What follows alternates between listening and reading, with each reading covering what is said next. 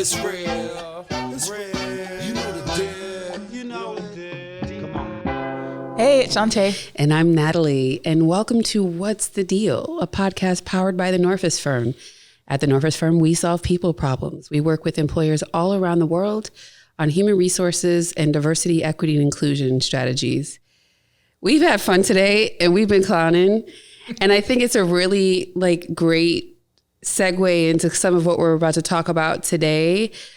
Just reminding you all that folks are not okay. So I guess we would call this Folks Are Not Okay Part 2. Yeah. But some of the things we're talking about some of the things that make them okay. I think laughter is definitely one of them, right? Like a laughter break, and we always talk about how much we love our crew here. And we have these super cool conversations that you guys don't get to hear, but they're really fun in between these episodes. And I think that brought us into this one, laughing, including, again, when we think about folks not okay, and there's this need for us to hold space and for ourselves and for other people. Our way of holding space for ourselves today is we are rocking one outfit for 5 episodes, y'all. So for those of you who are on YouTube, we did record all these episodes where you see these same outfits on the same day. But this is the energy we had. Normally we try to switch it up and get different outfits, but it's like, nope, you're going to see the same outfit for like 6 weeks. Totally fine.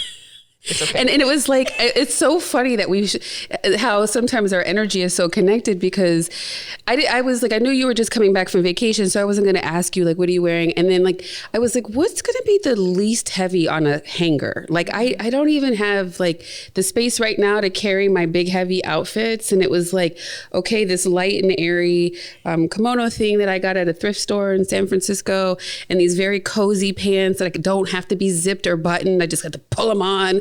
Right. And I was like, this is what we got. And then you show up and I was like, oh, you have one outfit? Yeah, that's it. That's it. Okay. So nice little build up to you show up, you do the best you can under the circumstances. That's actually one of the agreements from the 4 agreements by Don Miguel Ruiz is do the best you can. Yes. Which is going to look different when you're healthy, when you're sick, and when you're tired. And so I think today we definitely have done the best we can. And it's been pretty damn good, by the way. So I'm more energized now than I was when I walked in the door. So that's always a good sign. Yeah. And so I think when you apply that to what we are talking about today, and again, this idea of folks aren't okay 2.0, what goodness. I mean, the conversations continue to build around people's mental health, people not feeling safe, people not knowing, not feeling protected or supported at work. And there's all these really staggering statistics of people considering quitting their jobs regularly and the like. And I saw this headline that I was like, wow, we still need to talk about this, because this headline is from Fortune magazine from March 21st, 2023. So pretty recently.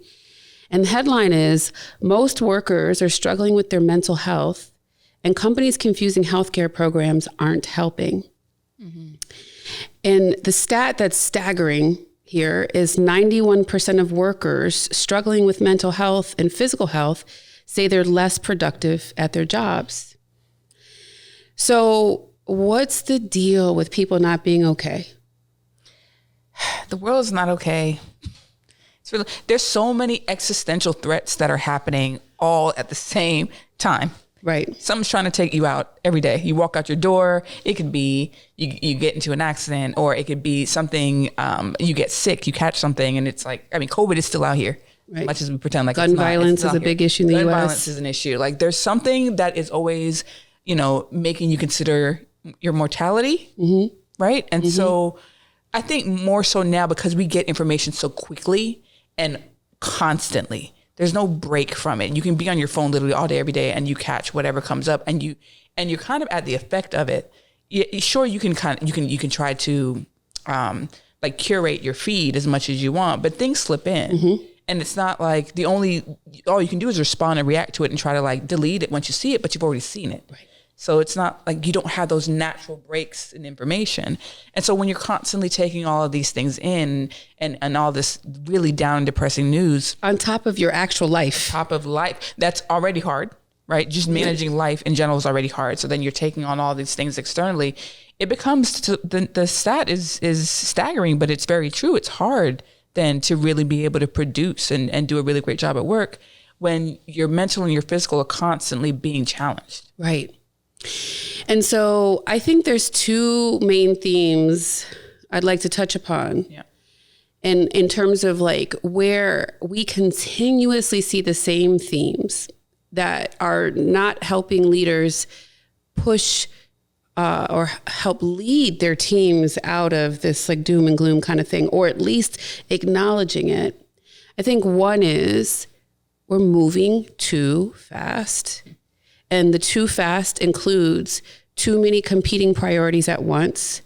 So people have so much on their plates. That's one theme. Second theme is there still continues to be a consistent lack of self-awareness that we're seeing from leaders, where it's like, I'm really good at this. We hear this, I'm good at this. They're not good at this. And it's like, no, none of you all are good at this. Because when you talk to your teams and they're saying they're burnt out, they would beg to differ with your view of yourself, right?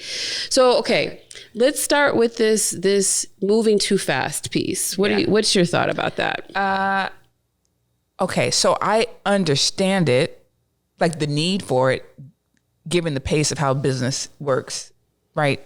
Not an excuse for it, but I get why I think people feel like you got to be the first to market. You got to be this, like the way they talk about it. Yeah, bigger, more. It's capitalism, right? Like more, bigger, faster, all those things. So there's constantly that push, that drive to be hyper productive. Right. So I understand from that point of view why that exists, but then, okay, so what's the trade-off? Because all these things have trade-offs, right? So the trade-off is your people are burnt out. So what do you want to center? And can you find a balance where, yes, you can achieve, does it have to be 100%? Is 80% good enough?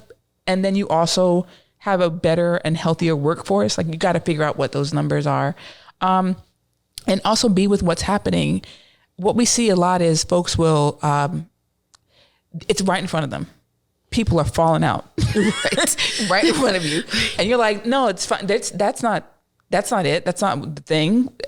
Are you sure? And they'll be sort of like, oh, you got to do better with time management, and you have to do better with your own self-prioritization. And it's sort of like this really bizarre thing of, and I talk about this a lot. We talk about this a lot.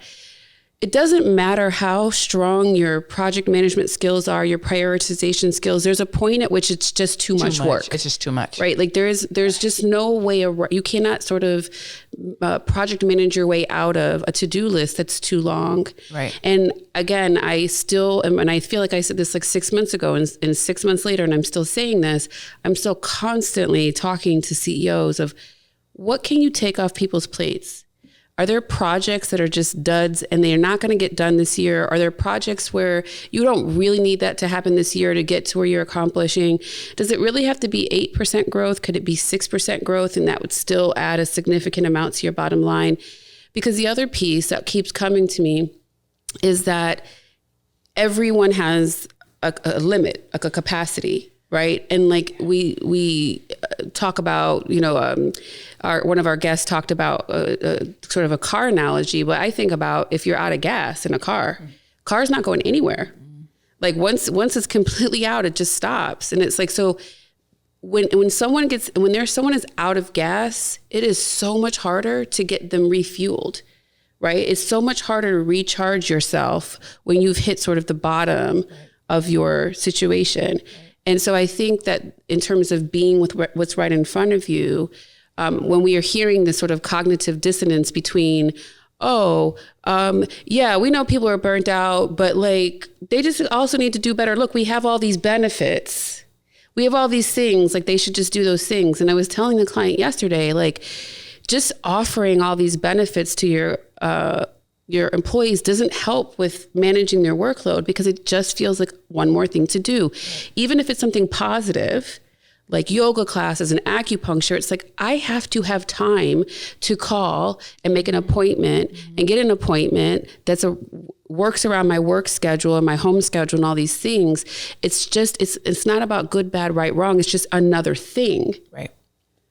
I think that to your point, just having the resource doesn't really do much. unless there's intentionality behind making the space to take advantage of the resources. So I know of managers who will, the whole team, everyone's shutting it down for an hour. Everybody is shutting down for an hour, and we're going to go, not necessarily together, but this is a time where as a group, we're saying from this time to this time, I don't want to see an email. I don't want to do this. I don't want to. You need to go do something that's going to take care of yourself, right? Resource yourself in some sort of way. And then we're going to come back. That's an option. Or maybe it is a group activity where you're like, okay, we as a group are going to take a pause. And this is our team is doing this. So everyone's bought in. And they make it a part of the work or the work day or whatever it is. But it's intentional. Right. And they understand that you just saying it means nothing. The actions have to support the intention.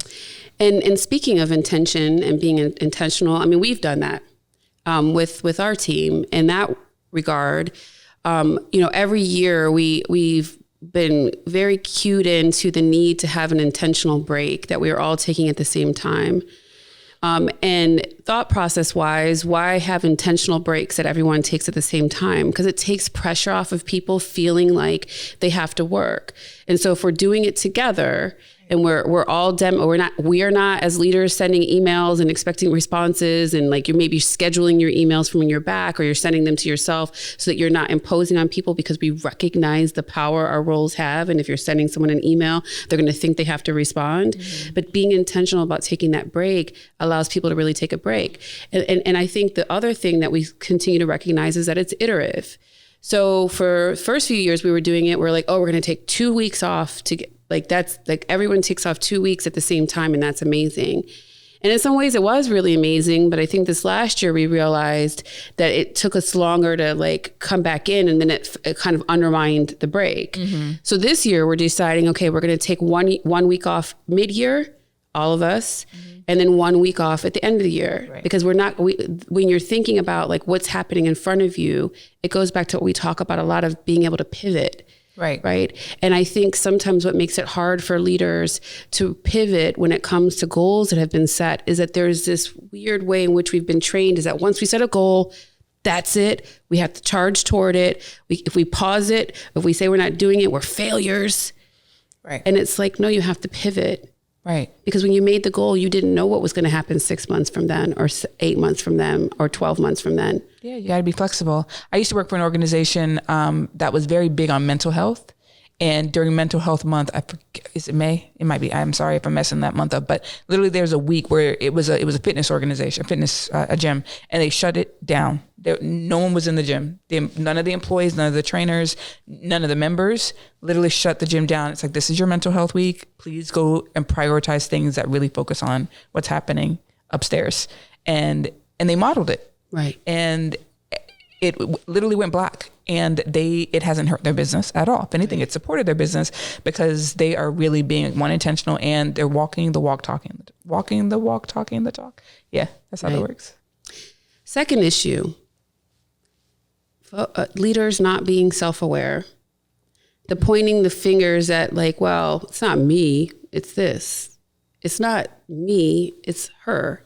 It's not me, it's the market conditions. And I think, we talk a lot about being self-aware. I actually was recently interviewed about what are the steps it takes to build an inclusive environment. And my first point is self-exploration, because if you don't know yourself, you can't get to know other people. Facts. How can you? It's like, I think of it as a dating analogy. When you were young and you just kind of dated everybody, and because you didn't know what you liked, what you didn't like. You may have had a sense of it, but it's like you kind of just were out here in the streets just doing whatever. Dang. And then out here in the streets doing whatever. A lot of people are. Okay, that's true. But as we get older, right, we bring it in, we refine our tastes a little bit, or we set better boundaries. We're better with, our choices get better. And it's like that, where it's like, okay, so, as you evolve, you're able to see things for yourself, and you're able to see things for the organization, where, if we bring it back to the organization work and not the streets work, you're able to just be more refined in your choices and in your decision making around this stuff. What does it take to be self-aware? What does it take to be self-aware? Well, it takes curiosity for yourself. And it takes a willingness to be vulnerable, because there may, you may come up with some things, or you may be shown some things that you aren't necessarily comfortable with. But I think you have to be able and willing to be able to sit with some of that stuff and really get a sense of who you are as a person. And then once you have that sense of who you are as a person, you can, to your point, relate to others because you're grounded in yourself. Otherwise, you're all over the place, and you're at the effect of, or you're swaying around with everyone else's energy. But with the self-awareness, you can be grounded and allow things to come to you, and you allow yourself to see people and then respond accordingly. And I think that, we were actually talking about this before this episode of how people can sort of develop somewhat like fixed mindsets, like around certain topics, right? And so then when we see that, right? So it's like, if you feel, people who feel like they're not really sure that about DEI, or like why it's important, or I don't need it for me, right? Because, I'm okay. Like, I don't need it. It starts to build this box. And then I think what we start to see, and again, when that's coupled with lack of awareness, which is often the case when someone says they don't need DEI, because it's like, okay, well then you're sort of missing we're not even starting from the same starting point. Can we pause right there? I don't need DEI. Like that statement, which we hear, right? But if you think about it, okay, but it's not always about you. Exactly. Which is the self-awareness piece. It's like, okay, great. Okay, that's fine. I might not. That's cool. But it's not always, like, I work with people. I work with others. And there's a need for it in the group. So you do need it. Right. Right. And that's what I'm saying is like, exactly. It's like, but I think what I'm getting at is that people start to feel like their identities are threatened because they haven't actually taken the time to assess what their identity is, right? If you're in this box of like, like I, grew up in the church and like everything revolves around that, which is great. It can create a box for you where if someone says anything that goes against something that you've been told or you've told yourself, like you there's this fear, and then the lash out, and like, you don't get it, or you don't get me. And it's like, but do you get yourself? Because if you're firm, like you're saying, rooted in the ground, your beliefs are your beliefs. But having an understanding of where people come from and their different perspectives, it doesn't mean that your beliefs go away or you have to be someone different. Right. It's just the ability to say, wow, okay, they have a different perspective than me. And I think that's the part where it's like we really need to see a shift there of people getting off sort of these scripts they have around these topics that they feel are touchy, because there isn't that exploration of the self yet, that you're getting to a place of like, where do I fall in this? What does diversity mean? What does equity mean? What does inclusion mean? And what isn't it? Like, what is it not? Right. So that you can be better at holding space and recognizing people are tired. People are not okay. Yes. You got to be able to see it, but can you even recognize it in yourself that that you might be struggling with something? Right. I think we talked about this in another episode. That is my theme for today. I've said that at least a million times. In this episode, didn't we talk about this in that episode? But this is where it starts to derail, guys. But no, I think it's that part where it's like, if you can't really be able to support people and see it, if you can't recognize that there's something also happening in me, because guess what? Everybody, we're connected. We're human beings, right? There's a thread that runs through all of us. Some may subscribe to that, some may not. That's fine. But the truth is the matter that there's an energetic connection between everyone. And your struggles may be different from someone else's struggles, but there's still that collective, that challenge that people are managing. Right. And you have to be able to support it in some way, shape, or form as a leader, again, because this is directed towards leaders. So the last point I'll make here is when we go back to the headline of people are struggling, but these confusing benefits programs don't help, or they can make it worse. We were talking about this in a session with a client yesterday, and the HR person did an amazing job of saying, it's not only on me to help our employees understand these benefits, it's also on all of the leaders here right? And I think that goes back to what we talk a lot about. This is a shared responsibility, helping people understand what they can do to make space for themselves, encouraging them to, doing it yourself as a leader, modeling that behavior, showing that you're being vulnerable about you're taking space and time, or you're taking advantage of certain wellness benefits or other health benefits that the company has. Like, we all have that responsibility. And I think that the reason why, and I've seen this over so many years, a lot of these wellness programs fall flat, right? You'll say, oh, we're going to bring a yoga instructor, yoga teacher in, and we're going to have yoga on every Wednesday, and it starts off strong and then people drop off, is because it isn't a collective effort. People just plop it on an HR person and think, hey, put this out there, get people to come. But there's a limitation on how they can spread the word. And especially if you as a leader are not doing it yourself, people are not going to think that they are allowed to do it. On top of schedules being so packed and too much work, when are they really going to have the space for it? That was one of the things I was challenging them about. Like, it's really great that you want to offer all these things to your employees, but again, take away good, bad, right, wrong. Is this going to start to feel like just another heavy thing you have to do, even if it's the intention is it for someone to take care of themselves with that benefit? So it's, bringing in leaders, understanding their role in helping to spread the word about benefits, using the benefits, right? Taking their leave, taking their PTO. We should not in 2023 still be hearing people like, I haven't taken a vacation in 5 years. It's like, it's inexcusable. And then it sends the message that we all have to be tired all the time. Right. And also I would offer, consider how you communicate the benefits to people. Dropping a big laundry list of things on people at any time is going to feel overwhelming. Right. And so maybe there's one or two that gets shared at a meeting, or passing someone, hey, don't forget we have this thing, or, this person's coming in to talk about this, or whatever it is. Break it down for people and do it often. And that's the intentionality. Yes. It's like, don't dump. Don't. Just like we don't want people to dump all their issues on us all at once. Don't throw all this information to people. Don't do that. All right. So look, folks are tired 2.0. Recap here.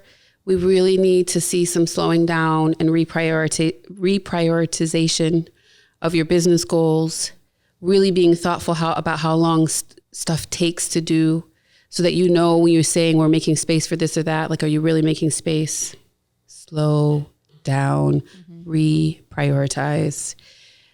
Second piece, leaders, work on self-awareness. We'll drop some resources on some books that are helpful with that. But, I think one of the books that was most impactful for me here was this book called Letting Go.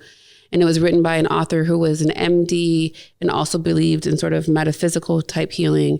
But it was like this idea of all these constructs you hold on to that you don't even realize. And that sort of puts you on this path, among other resources, of really looking at yourself and understanding how you show up. It's the only way we can move any work forward, but particularly this DEI work. We need much more mindful leaders that are in tune with themselves to be able to be in tune with other people.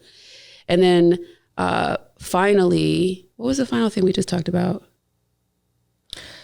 The tactics. Yeah. Yes.